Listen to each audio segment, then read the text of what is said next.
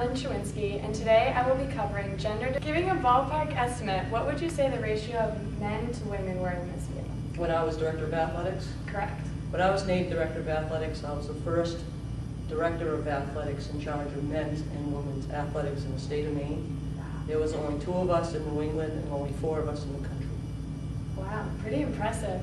Can you think of a specific instance when you were discriminated against? I'll give you a couple. The very first year that I became the Director of Athletics, we had mandatory conference meetings. We belonged to the Maine Athletic Conference. And every single athletic director, as I said before, was male and had been in the business for well over 10 to 15 years. So it was known at the time as, you probably heard, of kind of good old boys club. And I was taking over a position where the athletic director had been the director of St. Francis College for 23 years. So the very first meeting I was going to attend, it was being held at the University of Southern Maine. And I can remember it was a snowy day, I didn't know where I was going, and I was never told what room this was going to be in. As I finally found my way there, I was 15 minutes late to the meeting. And I walked into the room, and have you ever walked in a room when everybody goes silent and you wonder if they're talking about you? Yes. Well, realistically, that was the situation and what was happening.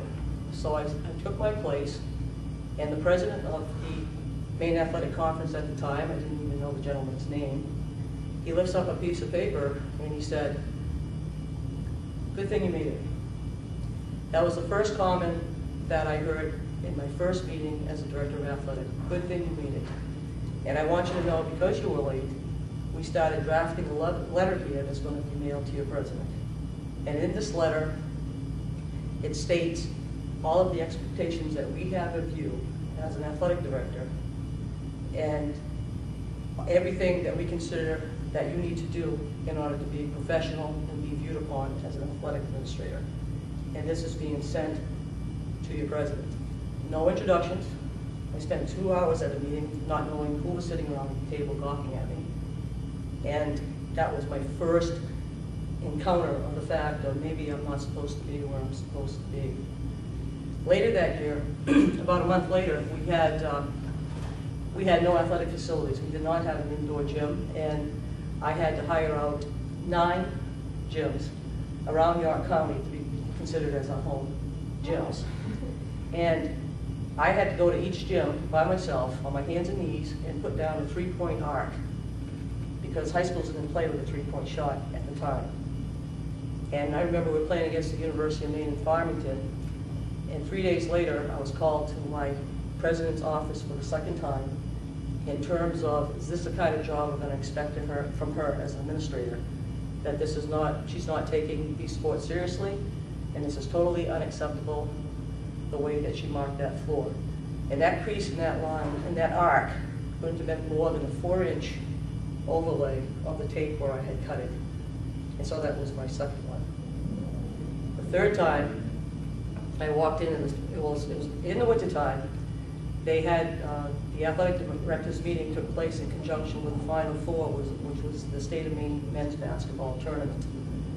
And remember, I was also the women's basketball coach. So I sat at the meeting for the first, well, it was scheduled for 2 hours in the morning with a lunch break and 2 hours in the afternoon. So the whole first part of that meeting, they were discussing the Final Four, and they were discussing the end of the year sports banquet and the awards for men's soccer and men's basketball. So being a basketball coach, being new, it was probably 15 minutes to lunchtime. I had raised my hand. Probably my first time I dared to speak out or even ask a question at any of these meetings. And I simply said on a night, just not knowing, I said, I'm assuming that we will be presenting awards for the women's basketball team as well. And when I said that, again, silence in the room, they looked at me, they looked at each other, and they said, well, that's not quite the situation. I think we need to break for lunch, and we'll come back and reconvene after lunchtime. So I went off to lunch, sat by myself, didn't know where the guys were, and they had a separate meeting during lunch in a hotel suite, which I was excluded from that meeting. So when we reconvened after lunch, we were sitting there talking about general business again, and types of awards, and what they were going to do, and how much they're going to cost, et cetera, et cetera.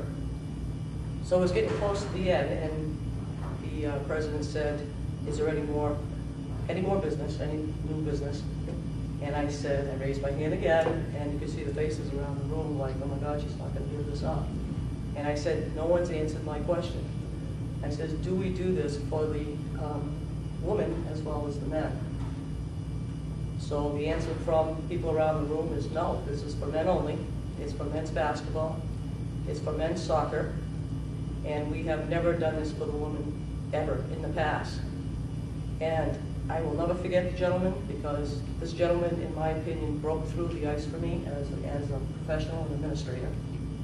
And it just so happened that particular, he was the BAS AD at USM, and I won't mention his name. But he stood up and he said, gentlemen, you need to listen. He says, it is Title IX, it's beyond Title IX, and we've been sitting on this for a long time. It's about time that, we need to answer this question, and if we're not going to do anything for the woman here, then we better have a really good reason why not. Because I have a feeling this woman's not going to give it up. So I was told that particular year, just the end of the story, is that they couldn't do it that year because they didn't have enough budget dollars to make it work. But then the following year was the first breakthrough where women, we didn't have a Final Four like the men, we didn't have the sponsorship like the men, but we were able to give all state awards for the very first time in women's sport. Well, there you have it, a prime example of discrimination in the workplace. Thank you very much, Carol. I had a great time learning from you. You're welcome. I appreciate it. You're welcome.